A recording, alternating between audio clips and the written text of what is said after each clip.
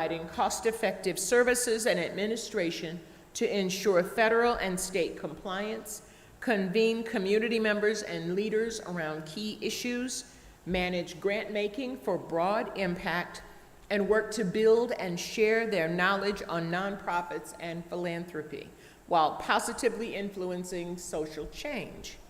The Maui Strong Fund seeks to provide financial resources that can be deployed quickly to help the community on Maui recover from the devastating wildfires that severely affected them. 100% of the funds collected through their fundraising efforts and shared with this congregational giving will go to community groups and leaders on the ground in the affected area, except for a small credit card processing fee if you use that method to give. Maui Strong will not take any administration fees during this very important time.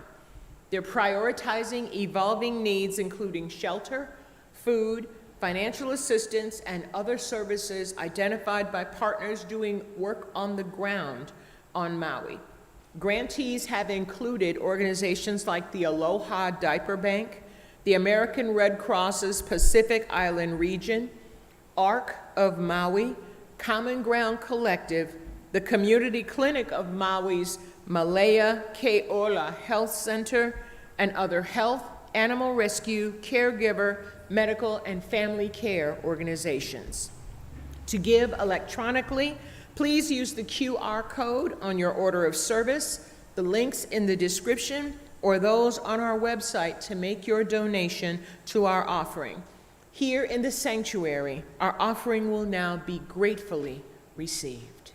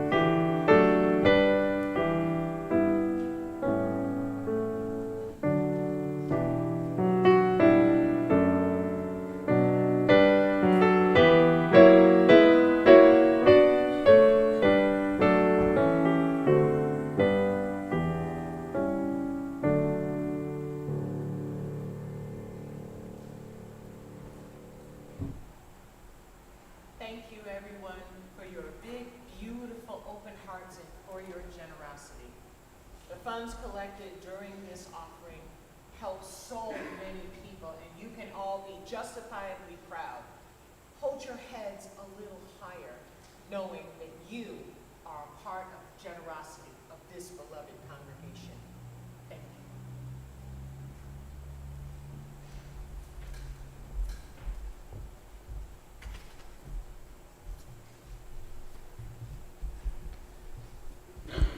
Please turn to Congregational Reading 664 in your gray hymnal. And please stand if you are able. I will read the words in Roman type, and you will read the words in italics. Give us the spirit of the child. Give us the child who lives within. The child who trusts, the child who imagines, the child who sings. The child who receives without reservation. The child who gives without judgment. Give us a child's eyes, that we may receive the beauty and freshness of this day like a sunrise. Give us a child's ears, that we may hear the music of mythical times. Give us a child's heart, that we may be filled with wonder and delight. Give us a child's faith that we may be cured of our cynicism. Give us the spirit of the child who is not afraid to need, who is not afraid to love. Now please join me in singing our Doxology. The words are printed in your order of service.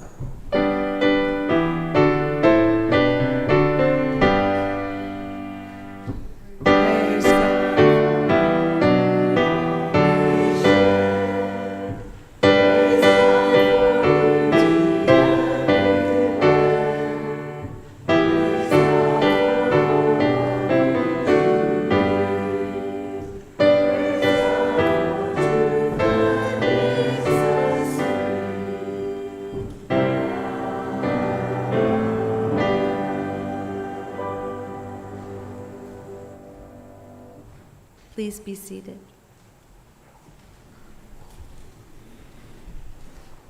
It is with profound sorrow that Edward P. and Jane R. announced the death of their son, Jeffrey Pollack, who passed away on Saturday, August 26, 2023.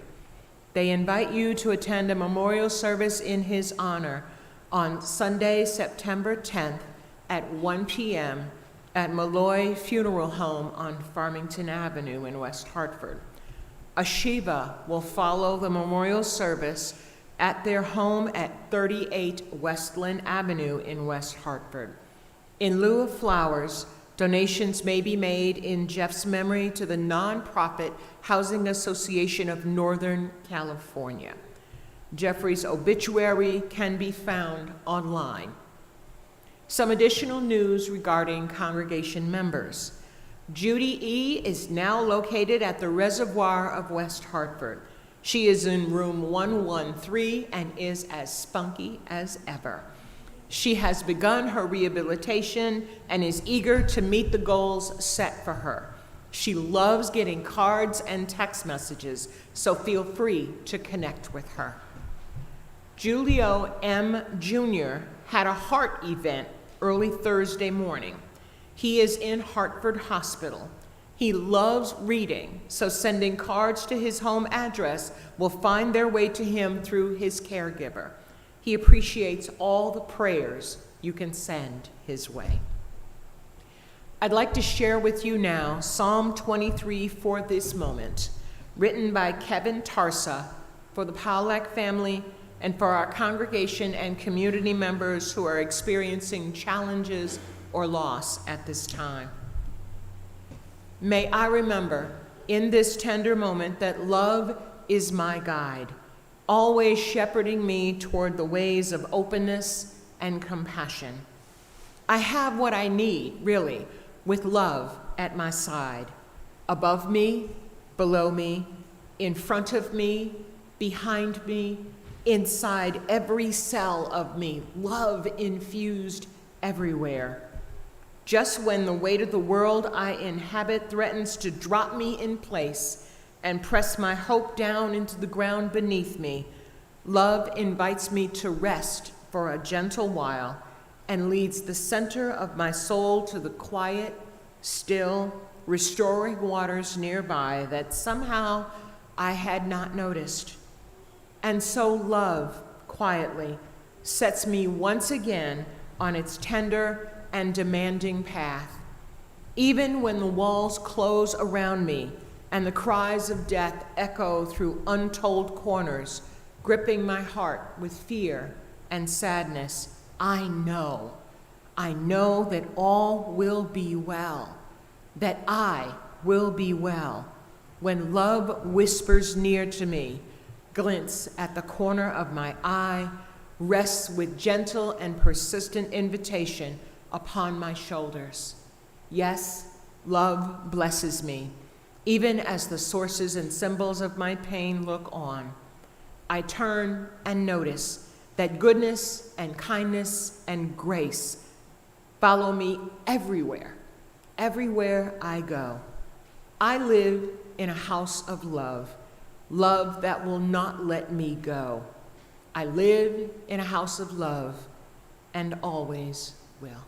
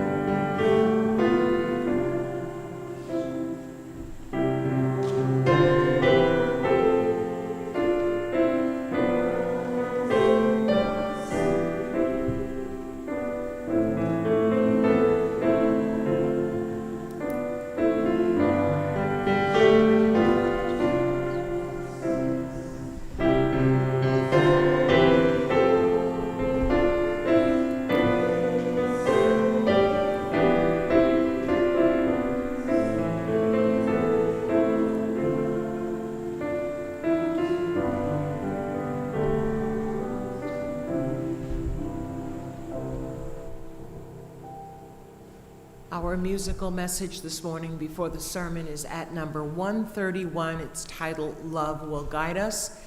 You can stand if you wish to, but you don't have to. And please, if you want to, sing right along. It wasn't in, oh, see? This kind of thing is what happens with us, as you've heard me call us before, perfectly imperfect human beings. I missed a note somewhere. Aha. And my script that I printed this morning, by the way, has something a little bit different. So, what we're going to do, there is not another reading. And so now we're going to hear the musical message, which is what's written in your order of service. And then you'll hear my sermon about holding on to summer memories. Thank you, everybody.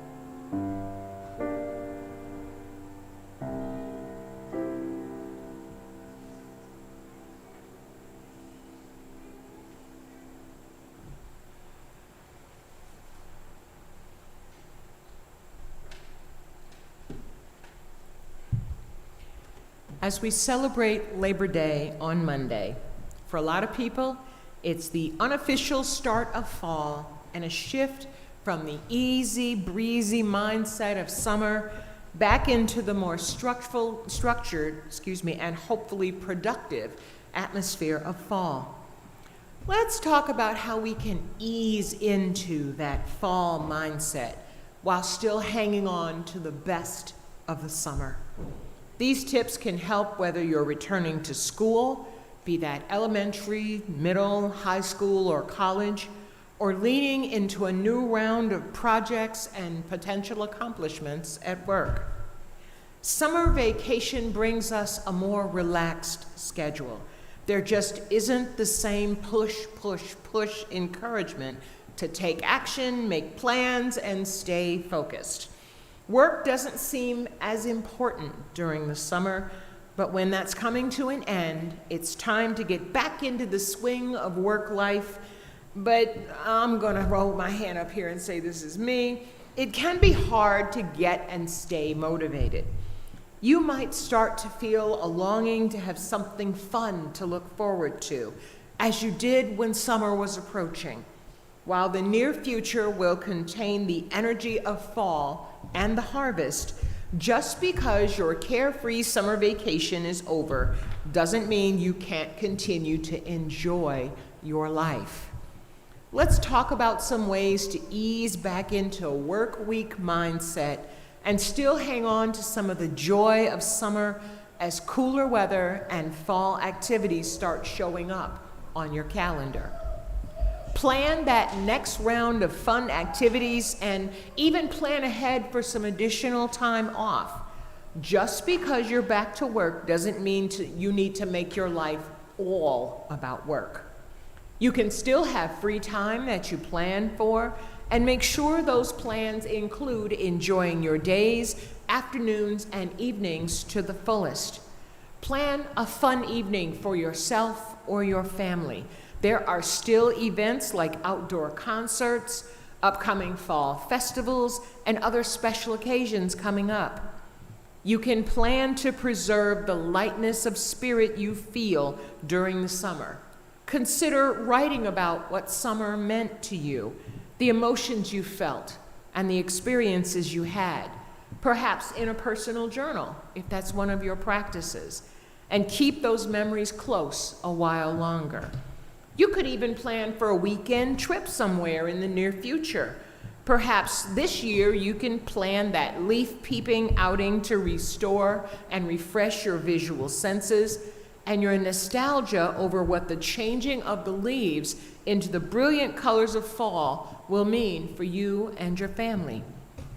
Fall is indeed a time for harvesting, for reaping the rewards of the work you put in during spring and summer. Yes, I know, maybe not as hard, but we still got some things done. We can celebrate that. Take a few minutes to be contemplative about what you've accomplished so far this year and decide what you'd like to focus on for the next few weeks. Just because fall is approaching does not mean the year is over. Oh no, there's so much more to celebrate, be involved with, and do. Take it one day at a time and give yourself some grace. Sometimes rushing back to work and a more fixed schedule can wind up overwhelming you because you feel like there's so much to do and not nearly enough time to do it all. Your mind might race through the things that you feel you need to accomplish over the next few weeks. That could make your thoughts almost unbearable, and you'll definitely feel that sense of longing and loss for the vacation that just ended. Instead, let me gently suggest that you focus on one day, 1 hour, or even one moment at a time. Your work will get done, no matter how overwhelming it seems right now. There will still be time for fun, too, and your days will be easier to move through, if you don't weigh yourself down with a much too long to-do list. Organize your life for those first serious days back, or even get started before that first day. When you first get back to work or school, spend a day, if possible, doing some spring cleaning, or fall cleaning, or end of summer cleaning. When it's not possible to commit a whole day, carve out time in half-hour or hour increments over a few days to help you get oriented before the busyness brings more stuff into your sphere. If you have a desk job, organize your computer files as well as the surface of your desk. If you're normally out and about, organize your work bag and make sure you have as many of the tools you normally use right at hand. This could be notepads, a favorite pen or two, brochures, reference materials, or just making sure your devices are charged, updated, and ready to go. Little funny story this morning. My husband is a professional percussionist. He was playing a wedding on Block Island this weekend with one of his bands. Really nice place to go and spend a weekend. Well, he sent me a couple of messages this morning, and then all of a sudden he went quiet. Turns out he had forgotten to charge his phone, and he left the charging cord in his car, which was not parked anywhere near the venue. So he had to wait until he got back to his car, got his cord, charged his phone, and then started talking to me again. It happens. For those of you like me who spend a lot of time working on your computer, have you updated your virus protection recently?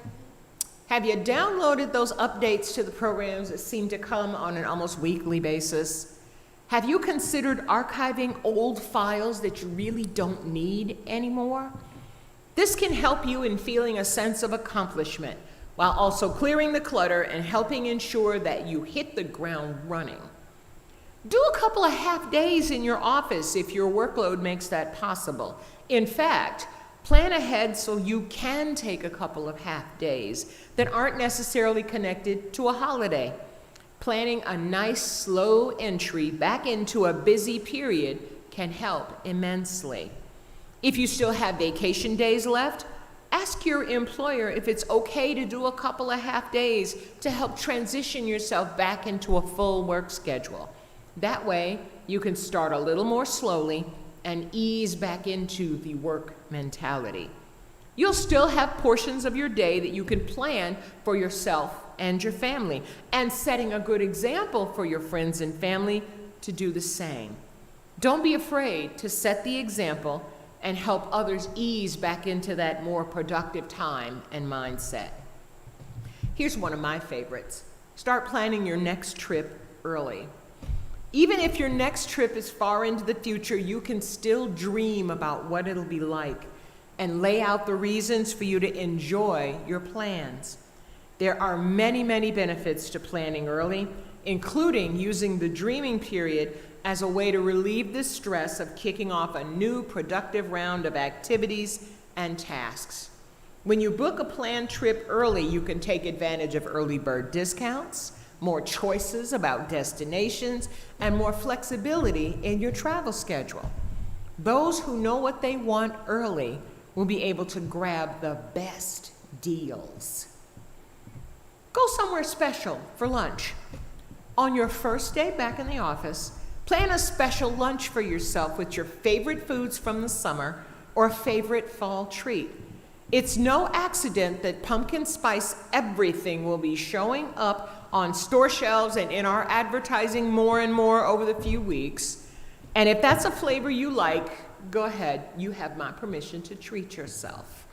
If you prefer another flavor or scent, maybe like apple cinnamon, plan to indulge your taste buds and your senses that way. You don't have to jump immediately into what used to be your normal routine. Pack a special lunch, treat yourself, create a lovely break in your day and your mindset. If you've got some free time, make a summer vacation scrapbook.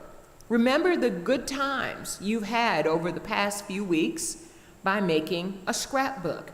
Highlight your favorite activities from the summer, relive the joy and pleasure of those easy, warmer, sunny, beautiful days, and think about how relaxed and calm you felt.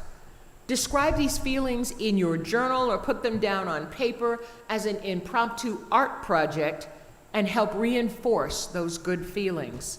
That'll make it easier for you to tap into that mindset and those feelings, and you can relive them on busy, frantic days when summer feels really far away. You can create that scrapbook and journal entries after work or on the weekends. It's a great way to keep your vacation going in your heart, your mind, and your spirit. Since you've got to get back to a productive frame of mind, focus on what it is you like about your job or those activities. If transitioning back to work is turning out to be a little more difficult than you thought it would be, it might be because you're focusing on the negative aspects as opposed to simple and easy summer activities. No matter where we are in life, if we focus on the hard stuff, That's what's going to stay at the forefront of our minds. Instead, think about what brings you calm and peace and joy. What makes you sigh with contentment and what makes you feel really, really good. Even people who are fortunate enough to work at their dream jobs will tell you there's certain things they just don't like. Be intentional about your focus and spend time thinking more about the parts of your job and upcoming projects that energize and excite you and make you happier. Strive to have a more positive mentality and focusing on what you do like. Notice opportunities to fold your learning experiences from the summer into your fall activities on the job or in school. What have you learned that you can lean forward into and bring with you into the fall? Having a more structured fall schedule means your planning senses will be coming back to the forefront. Not sure about you, but I love a good plan. Use what you've learned to help you be more productive, feel more accomplished, and kick off the fall season in a good way. Vacation time will be here again before you know it. Learn to enjoy your life no matter what time of year it is or what you've got in front of you. Make the most of each moment by seeking ways to sprinkle that vacation mentality into every ordinary day. Consider that summer likely provided you with time to rekindle the flames of the dreams you want to pursue. It just seems easier to do that with the longer days and greater sunlight providing a cheerful setting for personal growth. Whether you enjoyed the surf and sand of the beach, hiking in nature, or some other physical activity, remember to balance it and bring it back home by including mental stimulation as well, which is easier to do as the weather cools and we start spending more time inside. You can experience the balance and fulfillment that you crave as the rest of the world joins you in getting back to business. Personal improvement means different things to different people. Everyone's in a particular physical and emotional place that's unlike the personal experience of anyone else. Search within yourself to find out what is most important to you. Search your mind and your memories to determine what worked best for you as you chased joy and fulfillment during the summer. For some of you, the most pressing issue from the summer may be related to your physical health and well-being. Somehow it's easier to stick to an exercise routine and healthy eating during the summer, but don't let that go now that fall is approaching. A healthy body fuels you with the energy and vitality needed for improvement in other areas. For others, improving the mind or deepening your spirituality may have been the focus of your summer. Summer's a good time for renewal and development, including chances to connect with others, because everyone's out and about more in the summer. Because summer is practically over, but not quite, doesn't mean you'll never have those chances again. Swimming, sports, a brisk jog, maybe a walk through your favorite park can enhance your physical capabilities while sharpening your mind. That time isn't completely over. In fact, the cooler weather might make it easier to get outside and move your body if summer heat and humidity aren't your favorite aspects of the season. Make the most of your summertime memories and enjoy the end of this season as it gradually changes into fall. Nourish your soul under the still warm sun and draw closer to those you love the most during the comfortable temperatures. Take time to appreciate what others bring into your life. Create lasting memories with conversations on a porch, enjoying the setting sun, and exploring the topics that are most important to you. With these days that are still a little bit longer comes more activity, but the slightly slower pace of fall can also give you time to reflect on the direction your life has taken over the past few months. Think about how best to use your time to accomplish the objectives that are close to your heart. Enjoy a break from the excitement and activity around you and take in some soul-inspiring self-reflection as you start to prepare for the fall season and the eventual end of the year. I put this heading in here to remind myself, less heat means more choices. Sometimes summer's wonderful and it's warm and it's humid and everything just feels warm, but I don't know how many of y'all feel like I do. Sometimes that heat and humidity is a little bit too much. Fall is actually my favorite season, though summertime with its bright daylight and long hot days offers some challenges, along with some opportunities for improving yourself.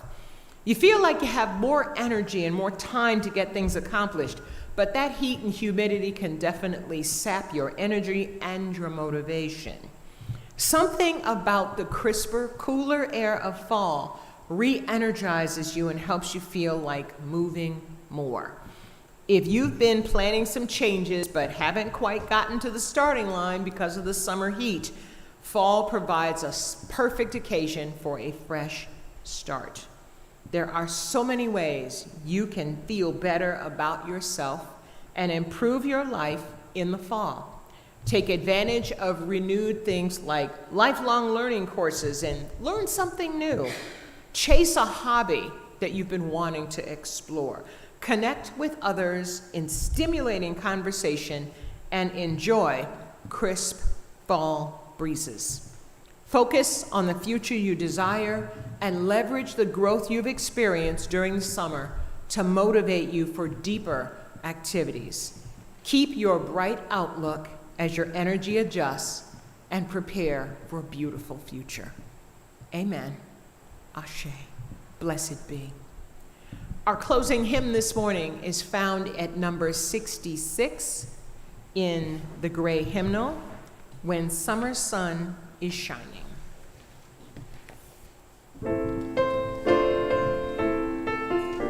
Please rise as you are willing and able for hymn number 66.